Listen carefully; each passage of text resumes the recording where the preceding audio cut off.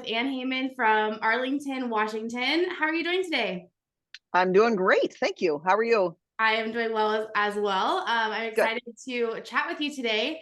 You guys aren't even in school back yet, right? Like just about? We are not. We start after Labor Day, so I've got about That's I don't right. know 6, 7 days left of Yeah. a little vacation left anyway. Yeah, try to enjoy it. Us in Texas, we've already been back for about a month, and it's my Right. husband's still teaching, and he's like needing that break, but he's like in that grind right before, the Right. holidays. So, Yep. Yep. yeah. Well, and it's maybe gonna hit 72 today. So I thought of you and Oh, your 100 let's whatever let's see what it temps is as right well. now. It is currently 103 and it is Yep. 11 a.m. So Yeah. it'll Yeah. probably be Our 108, they say, by like 4 p.m. So oof. yeah, Nope. not the most No, thank fun. you. I'm very jealous of that weather. Yep. Yep. But okay, so just tell us a little bit about yourself, how you got into teaching, how you got into advising, how long you've been doing it. Okay. So this is I, I think it's year 24 here in Arlington for me. 23 with the same yearbook rep. So, Ooh. there's that.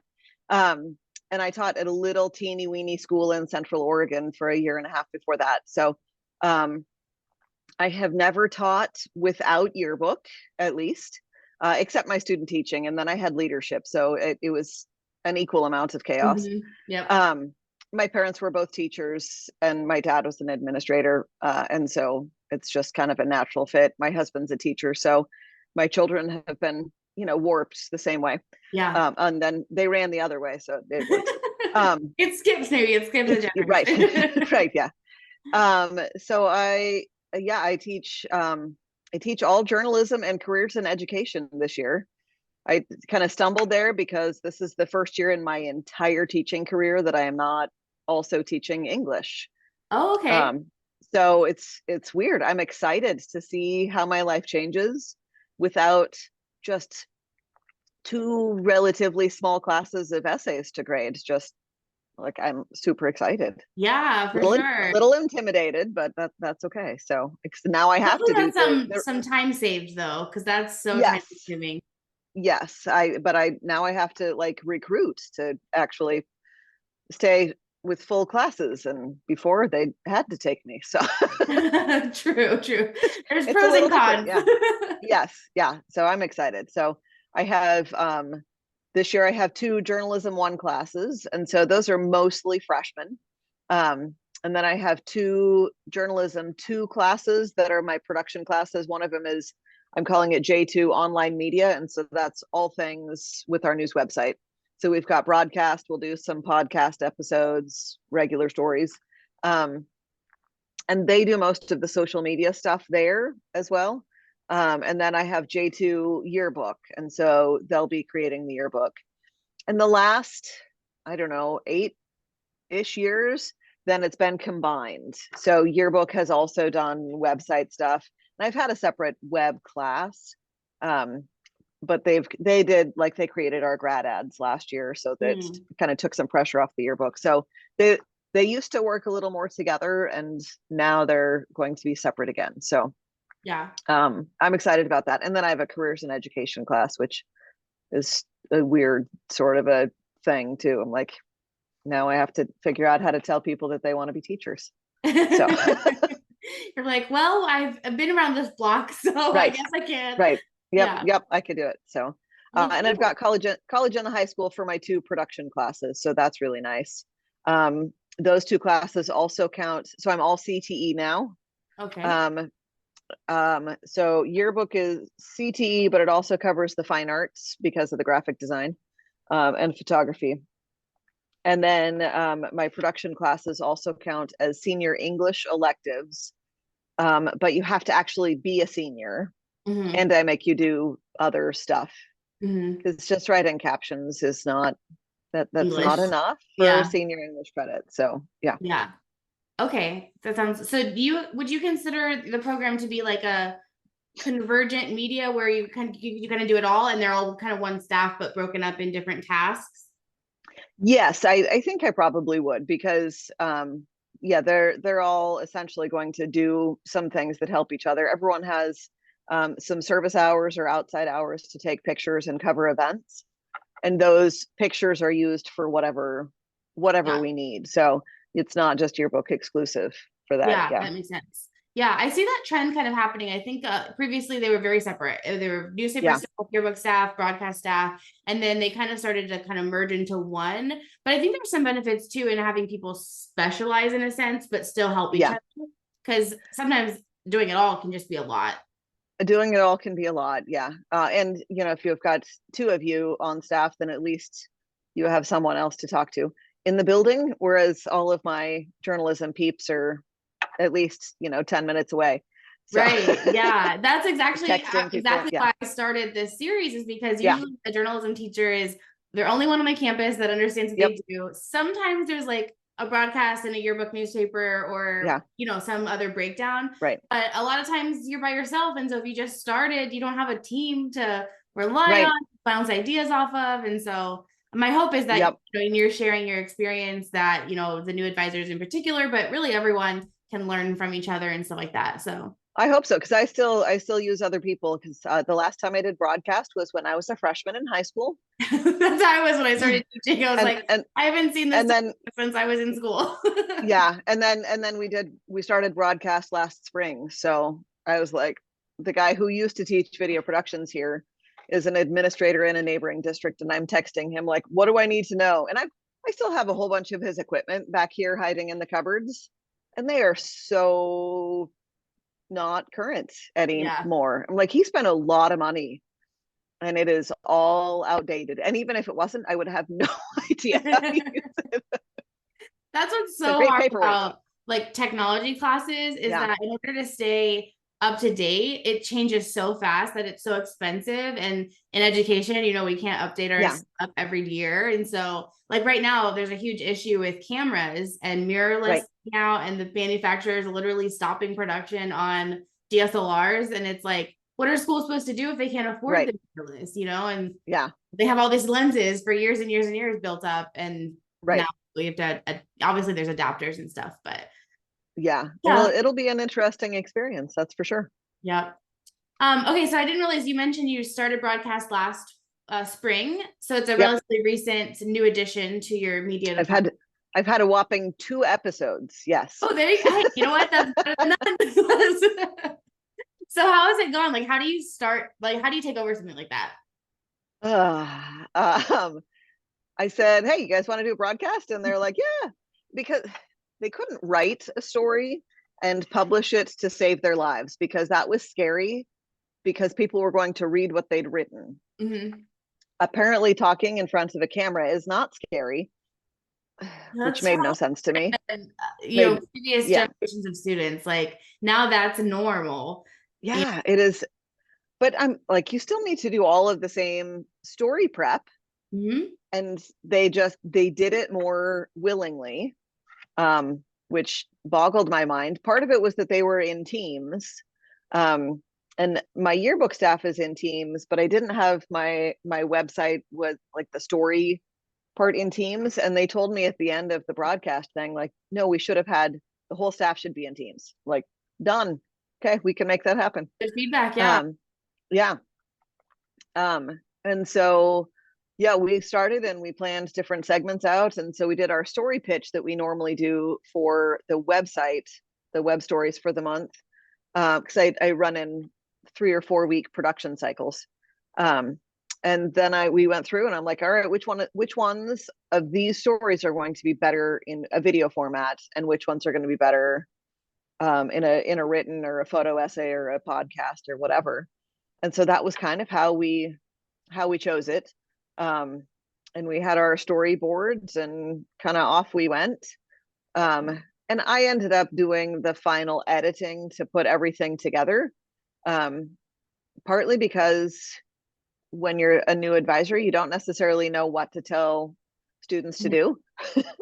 Yeah. um, and part of it was also just we were in a time crunch, and the people that had the technological skills to do it didn't have the time to Mhm. do it.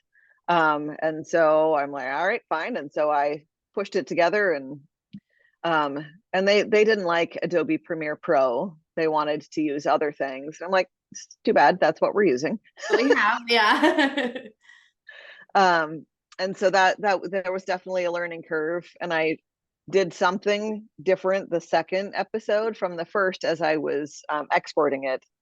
And so then the sound was off from everything else. So the teacher network, I was texting my friend Teresa. I'm like, help me. What is happening? And What do I do? yeah, she's like, send me a video of what your screen looks like. And then she's like, and it was literally one drop down menu I needed to change. And it So annoying because it like, takes forever to yeah, export too. So you're like, ugh, come right. on. Yeah. And she gave me like the rendering step in there and the drop down menu that needed to match because I was exporting to two different formats without really knowing that I was doing that. Easy peasy lemon squeezy. It simplified everything. It made everything faster. And I'm like, all right. But you live So and learn, so you make those changes, yes, then you're like, but that's I think good that you are doing it versus a student doing it, and then not knowing how to fix right, it. You're like, right, let me Google it. So yeah. right. So has it been? Yes. It sounds like it's been well received by the students that are doing it and the school. I'm assuming, They were excited. There were a couple of students that joined staff this year specifically because of those cool, two yeah. episodes. And a couple of like the freshmen, they were coming in and they're like, well, I want to join the yearbook club. So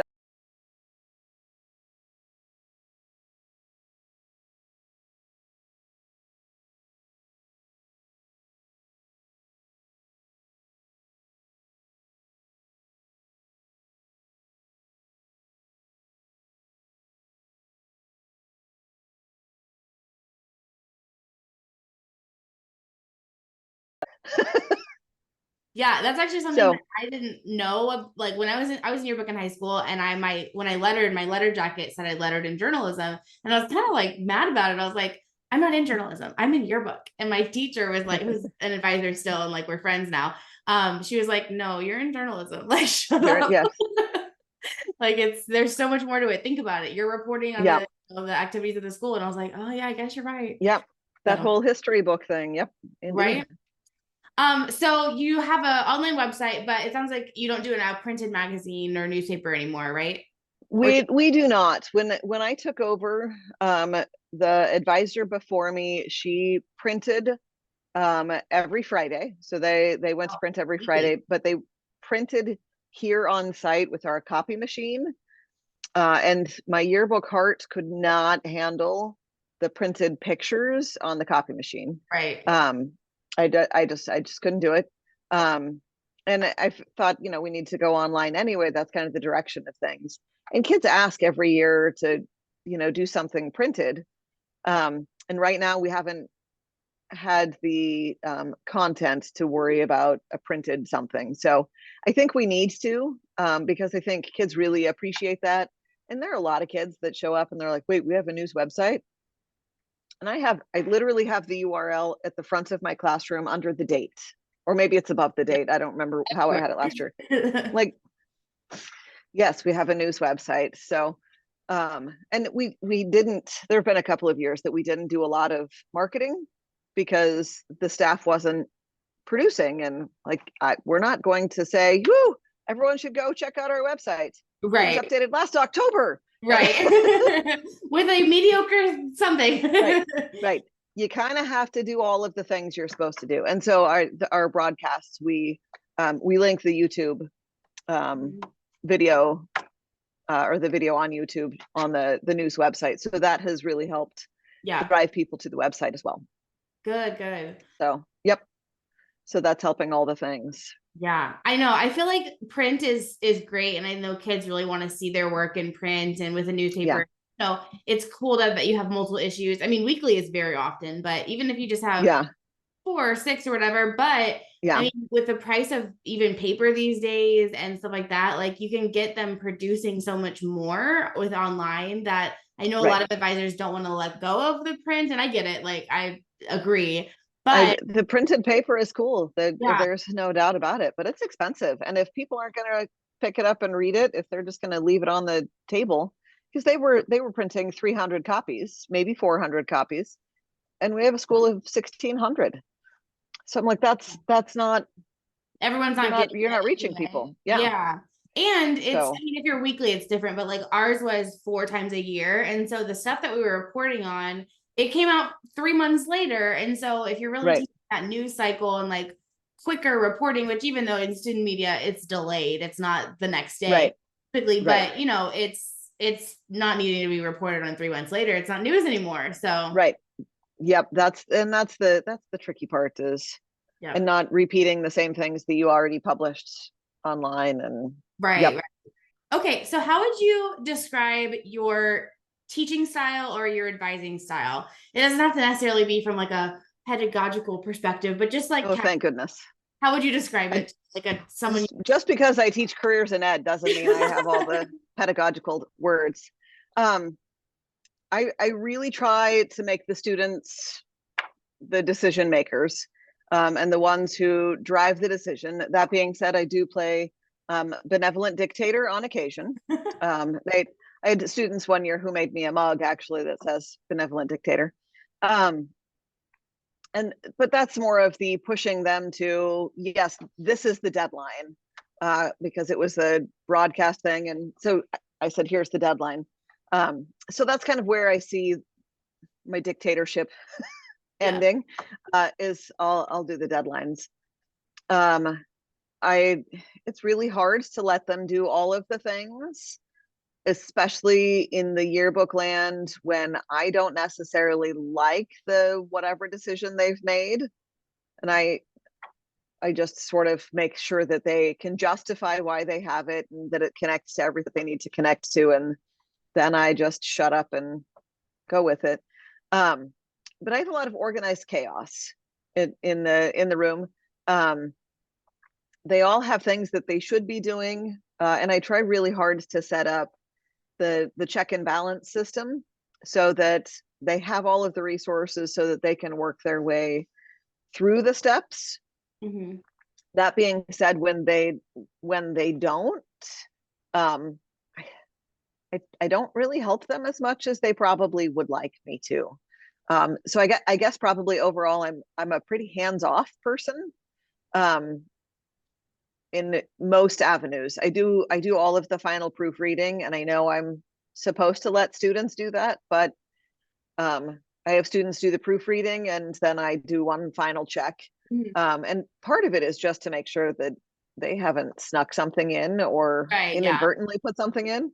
And I tell them it so I don't get fired. But Washington State is a new voices state, and part of that actually protects me. Mm-hmm. So I'm not going to get fired anyway, but it makes them think that Right, yeah. if they pay attention during our law and ethics conversations, then they know that I'm just being dramatic, but that's okay. But I try and give them a lot of choice to cover the stories that they want. And sometimes that works really well to get some great coverage. And sometimes we get really mundane things because I'm not pushing them to go beyond okay, so yes, homecoming is this week. So like, what are you going to do about it? So yeah, it has its perks, but also its drawbacks for sure. Right, right. I know I really struggled when I first started teaching. I think, and a lot of new advisors do, in the difference between being a teacher and being an advisor. Like as a teacher, you are supposed to hold their hand and you are supposed to reteach and you are supposed to step in when they are, going wayward. But Yeah, as an advisor, you do teach them journalism and right. newsworthy and, how to do these things. But when it comes to the actual doing and the decisions, it's Yeah, ground. And so that's so hard though, especially being yeah, and having that foresight that they might not have yet, but that's how yeah. they learn. It is tough. Yeah. But I love it when I'm gone, then my sub plans say the Yeah, editors got it. they got it. And they do, and they really do have it. They really do. It is tricky when you take said editors to a convention, then like your sub plans have to actually have a little more detail and depth to them, but that's okay.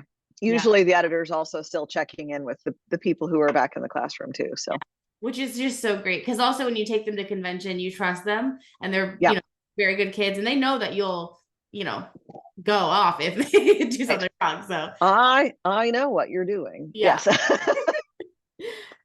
Okay, so that kind of brings me to my next question, which is, my most asked question personally when people email, but also like in Facebook groups, I see it all the time, is you have kids doing a bunch of different things at all different times, and it's a production environment versus a traditional classroom. How do you grade your students and evaluate their work in a meaningful way? That is a great question. And I don't feel like I do it as well as I should, especially having advised for 25 years. No. I feel like after 25 years, I should have this down, and I don't. Because especially when there are deadlines around, I get so caught up on, are we getting the deadline met? And I don't pay attention to, oh, you would like something in the grade book. Okay, yeah.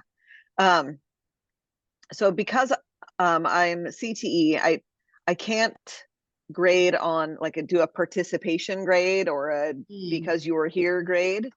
And part of that's the attendance part is state law for us. So what I have is an employability piece. And so that's where missing deadlines really hits in there for the rest of my classes too. Even if it's not a production deadline, but it's there was a due date and you've missed that.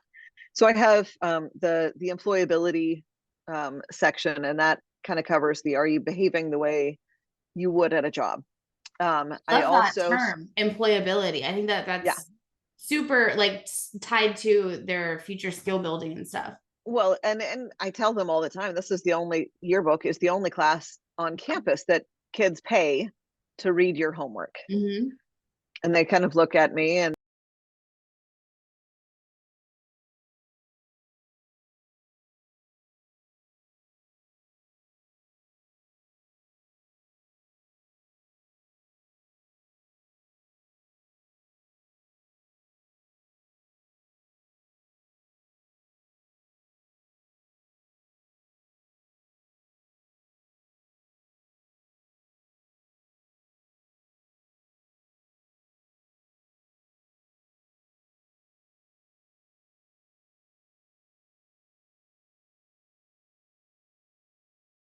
because they get that not everybody is a great designer, but if they're putting in the effort to make it better and whatever, then they get that. So attitude and effort, there's one for mentoring and asking for help. So the veterans or the people who are, walk in and they're good photographers or they're good on computers, whatever, that they're helping the other people on their team who need help, and or when they're struggling, that they actually ask for help. That's good. So attitude and effort. Then there's one on work ethic or use of time. I don't remember how I phrase it. Because there are some people who will spend hours and hours in here after school, but they do bupkis during class. And so I want to reward those kids that really are using their class time well. Mm-hmm.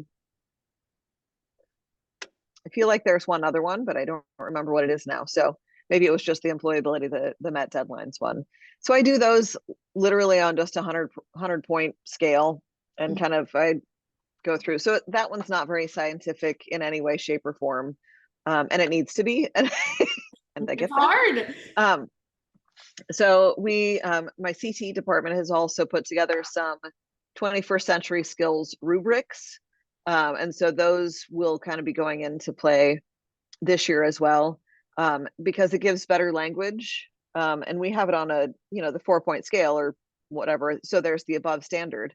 But in order for a student to earn the above standard, they have to write a reflection and explain why it is that they feel like they were above standard. So I think that'll be good too. I think that will be helpful for those students who are definitely not at standard to feel that a little bit more. Yeah, to understand why, because I think I used to do a lot of participation grades because I was like, you showed up, you turned something in. And really at the end of the day, if it got published in the book, it did meet standard, right? Like they got there, even if it took them a long time. But then if I had a kid who was really not doing well, I almost didn't have justification grade wise to say, you don't need to join us back next year, which I think is so hard. But I love the idea of focusing on the skills or the behaviors or attitudes in the classroom versus Right. the actual work product, because it does eventually get published. So it's going to be right. And if you put in the time and energy, then we'll get you there. Yeah. Absolutely. Yeah. That's one of those things. And I think I'm going to try and do some more deliberate leadership training this year. And last year in yearbook, I had my teams were 5. I think most of them were 5. There might have been one that was a group of 6, and that was too many. And so I'm going to make my team smaller, like a 3 or a 4, because the teams of 5 allowed the weak link to stay the weak link. Right. So it's April and the girl is like, I don't know how to write a caption. I'm like, you're like, what have you been doing all year? So how do you break up your teams? Like we always did like 1 kid per spread. So how do you do that with teams? So I try to do the training at the beginning of the year, and I ask them which one they feel like they're better at, they're more confident at, the photography, the design, or the writing. So we try to sort of make sure that each staff is balanced in terms of someone who's good at design, someone who's good at writing, someone who's good at photography. So that's where the 3 works really nicely. They still try and do that. I'll take this spread, you take that spread. And I really don't want them to, right? Because several years ago, I'm horrified at how old this particular student is now. But she called me like the week, it was on a Monday, I think, and we had deadline on Friday. And she called me, she said, Hayman, I'm so stoned. I was like, it wasn't a typical behavior for her. She had gone snowboarding over the weekend and had slammed into a tree and had broken her collarbone. So she was hopped up on pain meds, but she's like, here's where all of my notes are for my spread, because I know it's due this week. And so that's the other part of the reason why we work in teams, is because you're going to have someone who goes down, and it might not be that they hopefully, broke a collarbone, right, but they're going to have that week that's the worst week of their lives or whatever. Right. So I try really hard to have them in teams so that they are working together to get that spread where it needs to be. And usually one person is kind of that one who's in charge of the pulling everything together. But they should still be gathering around the computer talking about it and all of that. So right. that is probably the most difficult thing that I do, is to try and convince them that they are not working on a spread by themselves. Yeah. I think that's so valuable though, because like if you don't do your math homework, I mean, nothing really happens. Like you get a 0, but like it doesn't affect anybody else. Right. In your book or production of any kind, like someone has to fill in anyway. And so right. Team centric environment already ensures that there's someone that's going to catch up for them. Yeah. So, yeah. And it's not either. It's right that way. Yeah. And it's intended to be a support system, so that, hey, I'm really struggling this week. Can you help me with this? Especially with COVID and people being out for extended period, and you don't want them to come back because then you'll all get sick. Right. So it really helps with that all of that trend as well. The one thing that I saw on a Facebook group this summer that I am so excited to try is that you break up the staff, and you give each of them an item for a recipe to bring in. Oh yeah. So like you break up the brownie recipe and everyone's in charge of bringing in like a cup of flour or whatever. And then whatever the due date is, then you take it, and I'll take it home and I'll make it. And then they're supposed to eat it the next day. So if you forgot the eggs and I forgot the oil, but the teacher is making the brownies anyway, then yeah. So I'm really excited to try that, so that they can really get it. Like what are we talking about here when I don't hold up my end of the bargain? I've been waiting for this activity, I think my whole career. So I'm excited. Yeah, that sounds so fun. Please post pictures of it, because I want to see how it turns out. Hopefully I'm excited. Yeah. The trick is going to be, if we have anyone gluten-free, then we'll need to come up with something. They're in charge of going to work for that. Gluten-free flour or something. Probably, yeah. Something fun like that. So yeah. So when you are planning in the beginning of the year and putting your teams together, do you do a lot of like team building activities and stuff like that to also to bond them, but also to teach them how to be a team member? I am getting better at that. I hate icebreakers. I hate them with a Who does? passion. Who likes them? I Honestly. and so last year my staff was my yearbook staff was very representative of the student body, which was fantastic. Except they don't all get along in the wild. Mm-hmm. They definitely don't all get along in the classroom. So we really needed to do some of that get to know you stuff, because once they knew each other, then they were great. Mm-hmm. And so my shop class, actually, they had some 2x4s that were in scrap, and so they cut them up, and so we have a giant Jenga. And I think we have enough for three different games of giant Jenga going on. Um, and so we'll do that, and do a you have to ask or answer a question before you can pull your little Jenga piece. We did that balloon activity where you have to keep the balloons up in the air. And I've actually divided that so that we do everyone has one balloon and they're standing in a circle. Your job is to keep your own balloon up. And then you add a bunch more balloons. So everyone has like 3. So you've got 3 spreads for the deadline, whatever. But I also had them try that in a smaller group of like 4 or 5. They were like, well, that was so much easier because there was less space. And like, hey, let's talk about the teams that you'll be in. Like, do you see Right. It's like I did this on purpose or something. So we do that. We also have food, on a regular basis. My production class for online media is first period, so we can do breakfast pretty easily. My yearbook staff is over lunch, so we do lunch that way. Several years ago, we did one that was a Thanksgiving activity. And so I gave everyone an 11x17 sheet, and we went around and we said something that we were thankful for each person. And then I laminated them and we used them as placemats for our Thanksgiving lunch.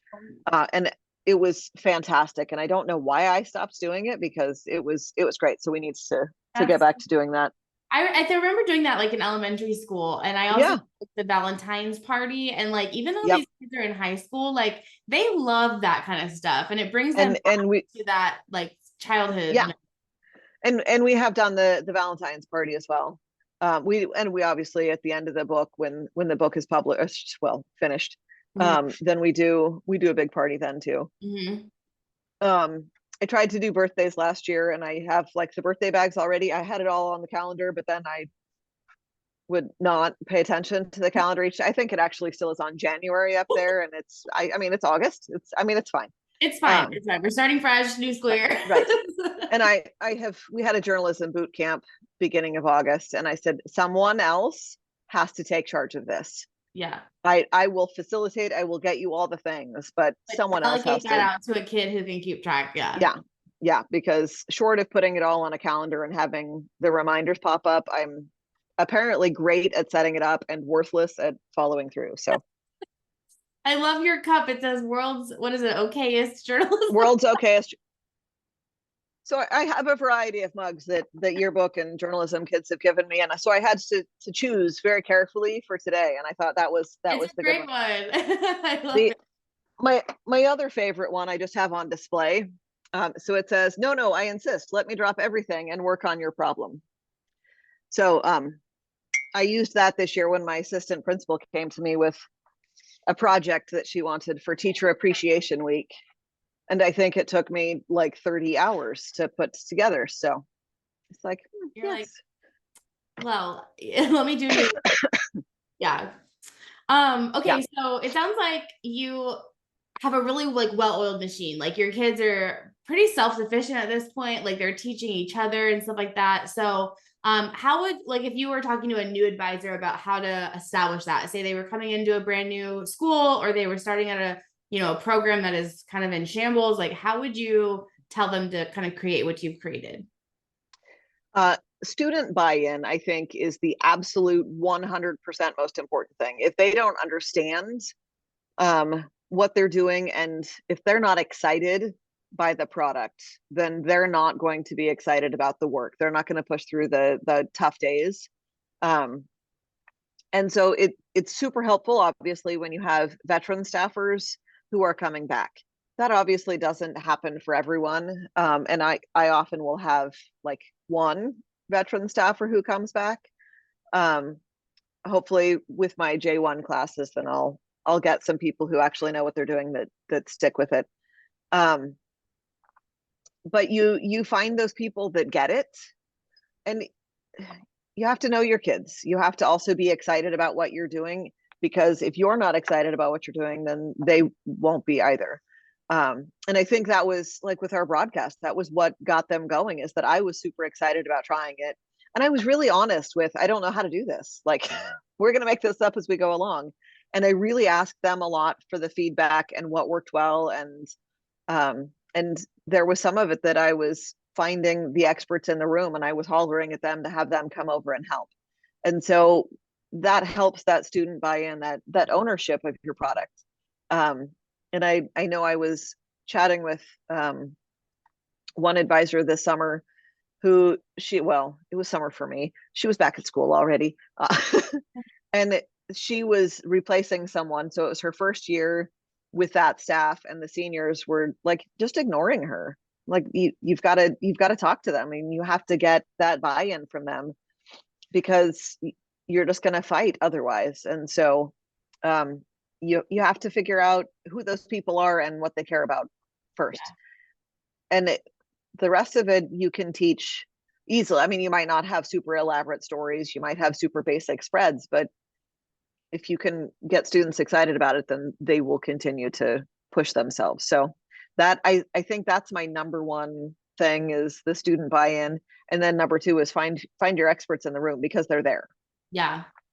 I think that was great advice. I mean, I took over for a teacher in a kind of a difficult situation, and like getting buy-in from those kids that loved that teacher was, I mean, it's everything. Because otherwise, you're the adult in the room, you're the teacher, but they're still, human beings with emotions and feelings. And, they don't necessarily understand, the adult things behind the scenes that happen with, getting a new advisor and stuff like that. So yeah, that buy-in from students, I think, is so important.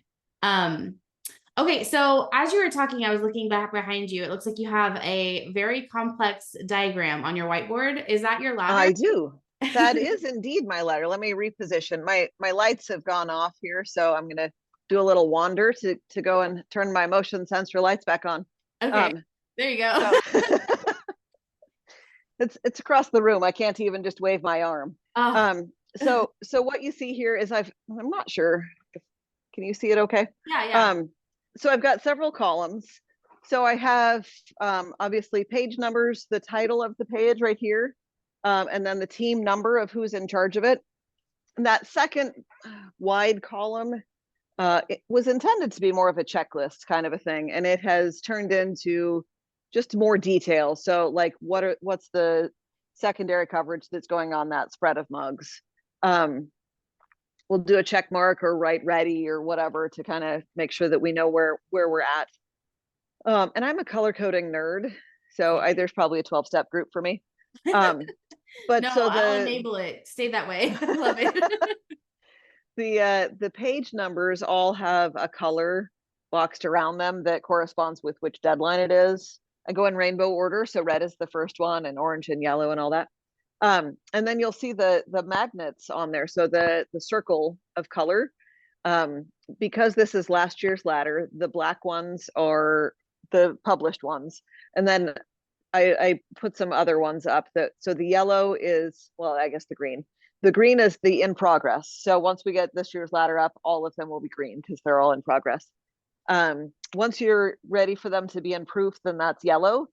And then the black is the printed or the finished, don't touch it.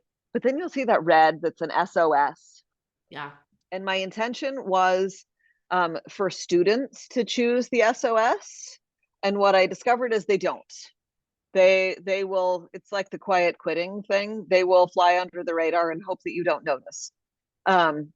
So the way that becomes more effective is I have to go through and I have to open up all of the spreads that they're currently working on, which is time consuming, but it's also not terrible if, you break it down into here are the 12 spreads that should be done this week kind of a thing. So, and so I'll open those and I just kind of make a quick note as far as this has no captions and this has like nothing. There's like, it's a blank page, but we're due Friday. That's a problem. And so then I will put the SOS on there. And so then the students come in and they always look at that, even if they don't really recognize that they look at it every day. They look, and you can see the panic and the sweat start dripping off those students that see the SOS next to their spreads, because they know they've been outed. And we have the conversations as a whole class about, okay, so what do you have? What do you not have? What's your issue? Because then everyone else can help them solve it. And then they, oh, well, I took pictures for blah, blah, blah. So by the time we've talked for 5 minutes, then they've got a new direction. And and so I have further over, and I don't know that you can see it now. My camera looks, ooh, my computer's going to fall off my little desk. No. That could be messy. So I've got another whiteboard that has a calendar over there. So it's 5 weeks. And then, so that's my coverage calendar. And I put all of the sports up, so each sport gets its own color. And then all the club meetings and whatever else is happening. So like the link day and homecoming and all of those things. So students sign up for the events that they're taking pictures of, or if they're going to live tweet it. When we did live streaming, then we did that. Or if they're going to cover it for broadcast or write a recap, whatever. And then to the right of that coverage calendar on the same whiteboard is just kind of a grid that is similar to the ladder, but for the web and the broadcast things. Gotcha.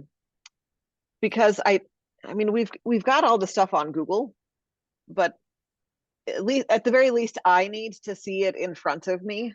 And kids, just because it's on Google doesn't, and just because they have access to it, doesn't mean they lay awake at night. Oh, I wonder what's on my ladder for they need that, especially because there are a lot of kids that don't really think about, they don't think about it when they're not in class. And so they need that. Yeah.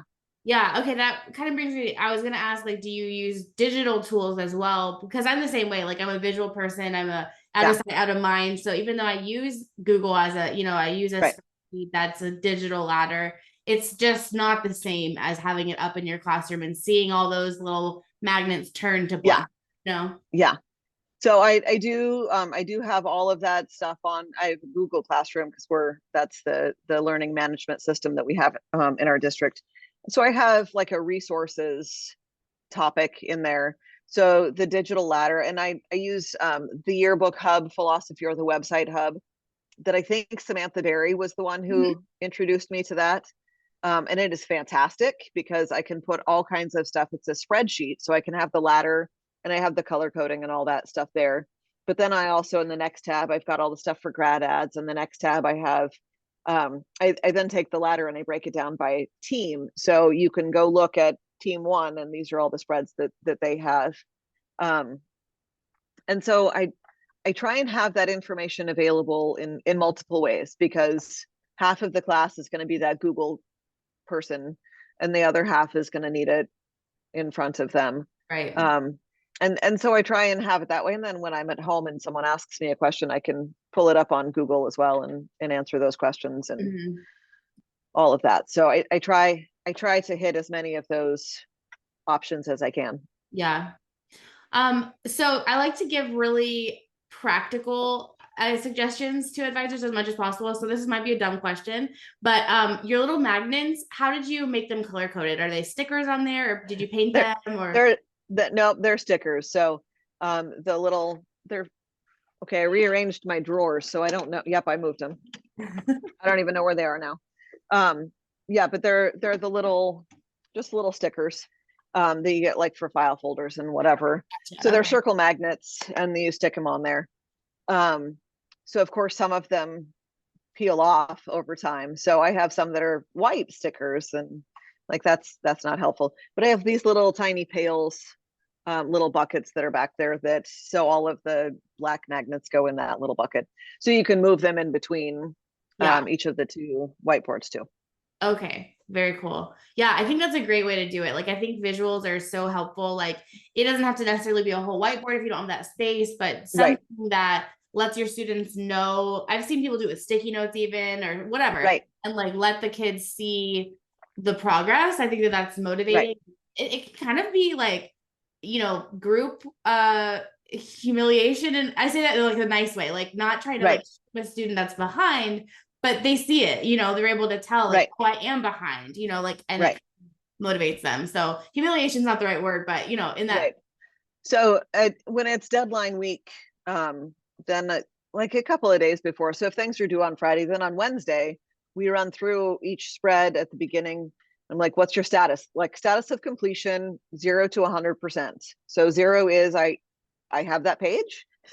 Yeah. 100% it's print ready. And so we just run through, and then those students that say, and usually it's one spokesperson for the team. So they're saying, well, this is like, we're at 40% or whatever. I'm like, okay, what do you need to get to that 100%? And this girl said, I don't like it when you do that because it's embarrassing to say what I don't have done. But she said, I really need you to keep asking those questions because it's great accountability for me. And so I am more motivated to get stuff done so that tomorrow when you ask, my number is higher. Yeah. And so that's your accountability piece. That really makes a difference. And sometimes they just need to talk it out, which is why my the online media class is going to go into the teams this year. And I think it was Logan Imany has this beautiful spreadsheet that's like the life cycle of a story, and I glommed onto that, and so I'm super excited because it's really broken down beautifully. But then they're going to go through that with their teams, and they're going to talk through who should I be asking and whatever, instead of just operating in a vacuum.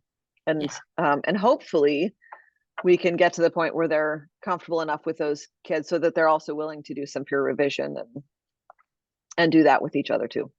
Yeah, that's great. So it sounds like, again, like you have this well-oiled machine and you're really empowering students to take on a lot of the tasks. But I'm sure that you are like after school a lot, and just there's a lot of moving parts and stuff. So how do you, as a teacher, prevent, just teaching in general, like teachers are burnt out. How do you prevent like that overwhelm and feeling burnt out and overwhelmed just every day? So when I started teaching here, then yearbook was part of my contract. And then we started having kids, and I really liked the stipends to pay for my daycare. But I wasn't loving it. I was doing it because it was what I had to do. So I told my husband, okay, as soon as boys are out of full-time daycare, then I'll drop it. And that year was also the year that I started traveling to go to conventions and intensity workshops and all of those things. And that was when I fell in love with it. And I think part of it is because I'd finally figured out what I had to do and what I could make other students do, what I could, what I could delegate and how to delegate it, because that's also, the tricky thing. Yeah. I know how to, but I don't know, the system to have set up. So really the best inspiration that I can have is to go to conventions and talk to my journalism friends, whether it's newspaper or broadcast or yearbook or whatever. And it's not even so much seeing their product. I don't necessarily get it when I look at other people's yearbooks, although that's helpful. It's just not the same. It's not the same rush, if you will. So it's the going to conventions, taking advantage of the opportunities in your area, because I know a lot of people can't travel to Boston this fall, but your state organization has stuff. You can talk to people in your building, in your district, in your state, whatever, or across the country, whatever resources you have, and acknowledge what you don't do so well and ask for help in those things. Just what do you guys do? The Facebook groups have been fantastic for me.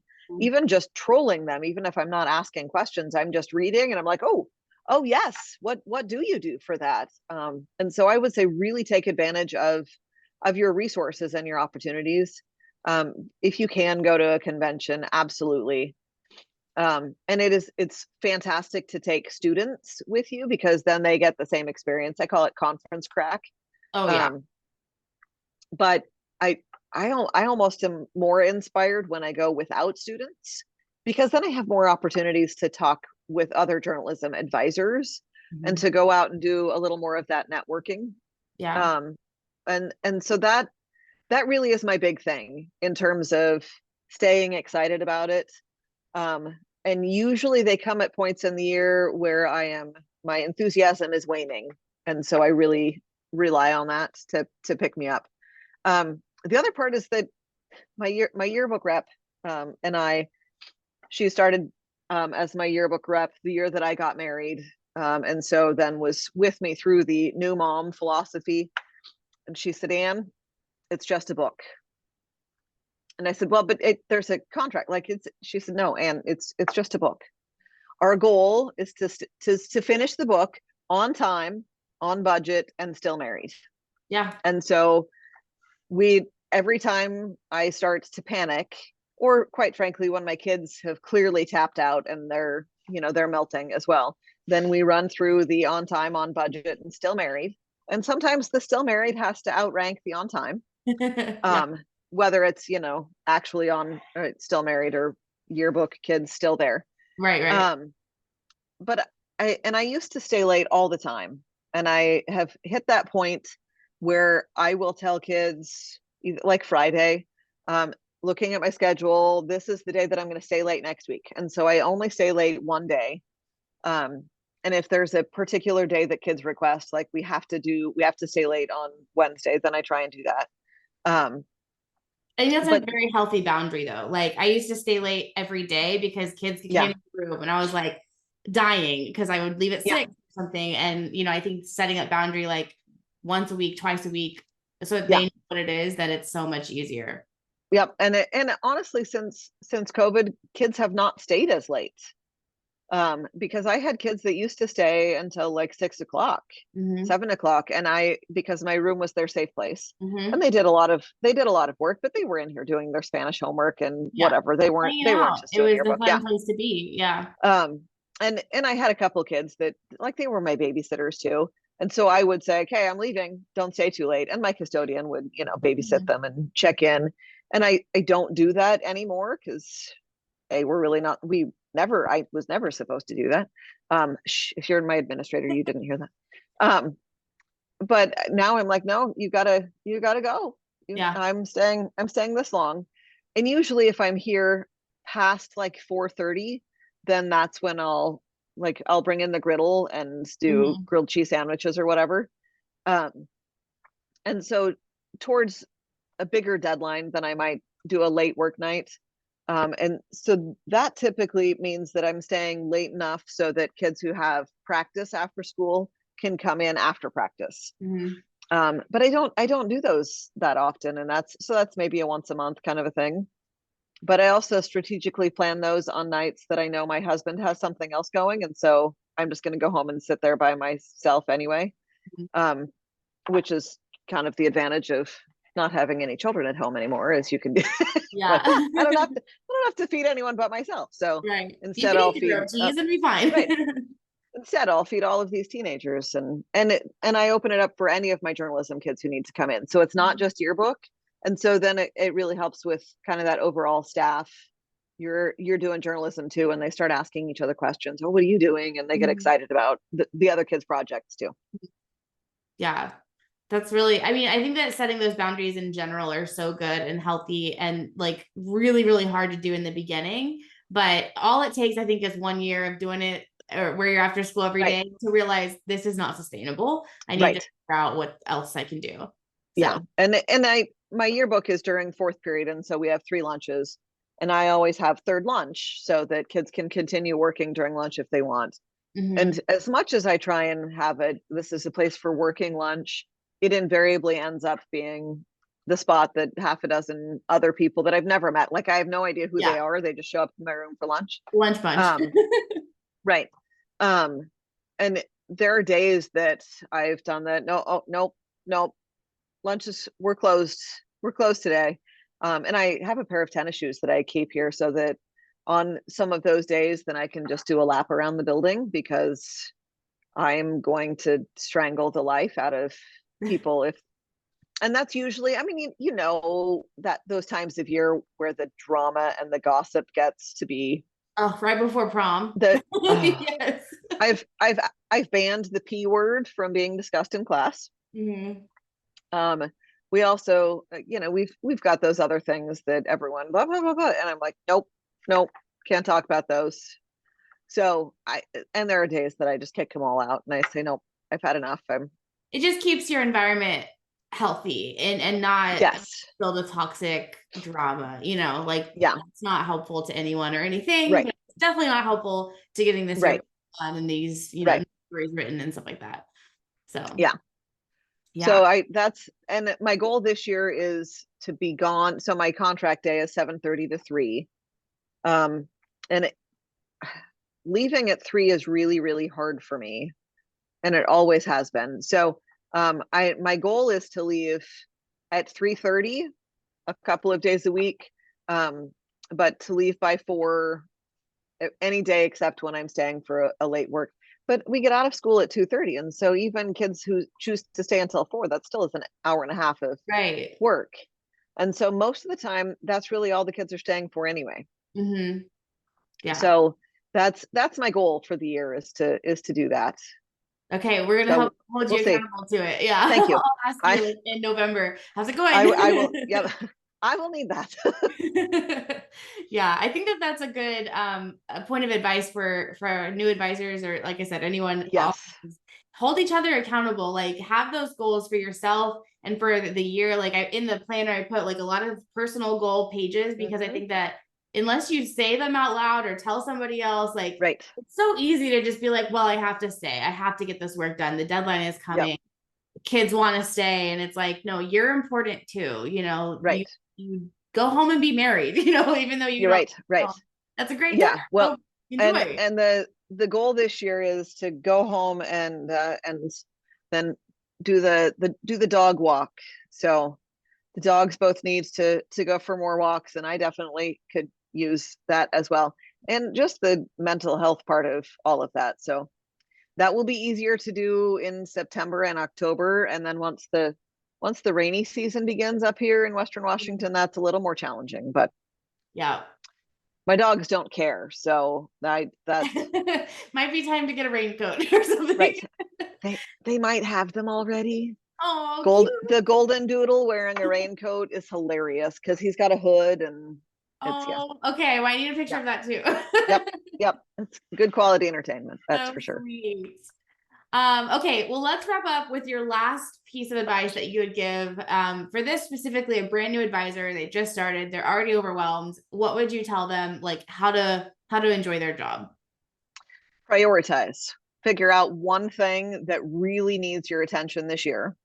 Um, there was a book several years ago called Tipping Point and it was, I think it was the mayor of New York City was trying to figure out how to clean up the city.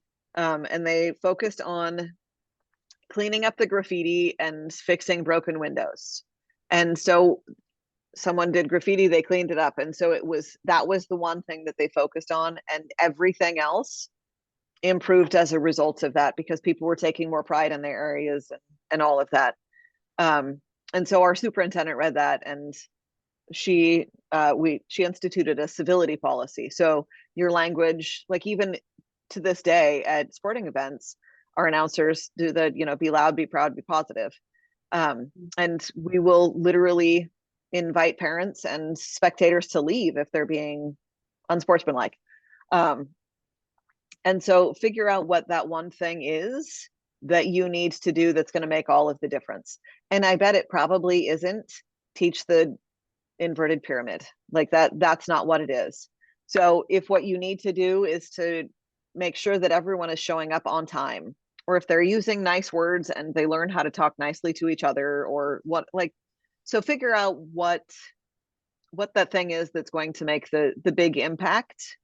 And then figure out how to make that a thing. Have your list of here are the other 5 or 6 or 10 things that you want to do as well. So as you know, that positive culture is returning, then you can, okay, what's the next thing that I'm going to work on? Mm-hmm. But it's the same concept as, you know, choose your battles carefully. when I started student teaching, I had my list of classroom rules, and I said, no gum. I don't, You're like, I don't care about I gum, don't, really. I don't know why. My mom taught junior high, and she couldn't stand the smell of like the big fruity gums and the chewing of the, and so I'm like, oh, well, no gum. The second day after I sent that out, then every kid in class, even the ones that never chewed gum, were in there with a big wad of, like the Hubba Bubba or Bubblicious or Just whatever. to show you. Exactly. I'm like, I don't actually care about this. Why? So figure out what it is that you care about Yeah. and what's going to make the biggest difference, and fight that fight, and then work your way down. So you're not going to do everything in 1 year, but everything didn't get to be where it's at in 1 year. So the shambles that you may have inherited became that way because they were carefully cultivated. Over a long or period. or not. Yeah. Maybe not so carefully. Yeah, I think that's great advice. I think a lot of times advisors, especially if they're looking at, award-winning programs, award-winning books, advisors that have been doing it for a long time, like it's really easy to be intimidated by that and think, Yeah. I don't even know how to write a caption, let alone XYZ, all these 100 things that advisors are expected to do. Right. But in reality, like focus on 1, 2, 3 things to improve from last, just incrementally, and then the dominoes will fall where they do, and Yep. the next year pick 3 more, Absolutely. Yeah, absolutely. And then if kids, I guess my other thing is if kids are not doing things, because they're experts at looking busy, but not actually accomplishing anything. Mm-hmm. I mean, they might get that from their advisor, but that's fine. I ask them, I'm like, you're not doing these things. And there's one of 2 or 3 reasons why. Either 1, you don't know what to do, or 2, you have so much to do and you don't know where to start. Which one is it? And so I did just a Google survey last year because things were a hot mess. And so it was a 40-minute class, so it was a shorter day anyway. And they did this Google survey, and I'm like, okay, how comfortable are you on the scale of 1 to 5? Where are you on this? And so I targeted the top like 4 or 5 things that we needed some instruction on. And I created some checklists, kind of that procedures of here's where you're going to start. Mm-hmm. And it made a huge difference, if nothing else, just in their stress level. Mm-hmm. Also, they just feel seen and heard. Like they know that you can tell that they're stressed. Like Samantha Berry told me one time, like kids don't wake up and want to fail, and wake up and do nothing in your book. Like they're confused or they're stressed or they just don't know what to do next. Like it's not that they're just choosing to sit there, Right. So yeah. And I had some students in my journalism, the online media class this last semester, that literally wrote nothing. Like even a worksheet that was like identify the parts on the infographic, and there were very few things that kid actually turned in, and it was very much a lack of confidence in what they were producing. And so that's one of those things that is my goal this year, is to not allow those kids to try and fly under the radar. Right. Engage that, and make sure if you're going to hold a deadline, then make sure that you hold them accountable for it every time, not just the first time. Right. So as those stories come in, you have to read them all. You have to give them feedback on all of them every time. Otherwise, they're like, oh, well, she's not going to notice if I miss that deadline. Right. So it's all about the systems and the accountability. Yeah. Makes a big difference. All right. Great. Well, thank you so much. This was so helpful. I am, even though I'm not an advisor anymore, I have these conversations and I'm like, man, I wish I was, because if I had these tips and tricks from other advisors, when I was teaching, I would be so excited to implement them immediately. So thank you so much for sharing all You're welcome. Your systems and stuff. If we have advisors that have questions, I'll definitely let you know. So if you guys do have questions, drop them in the box below and we'll get them to Anne and we'll get Absolutely. So sounds great. Thank you so much. Have a great You're welcome. school year. Thank you.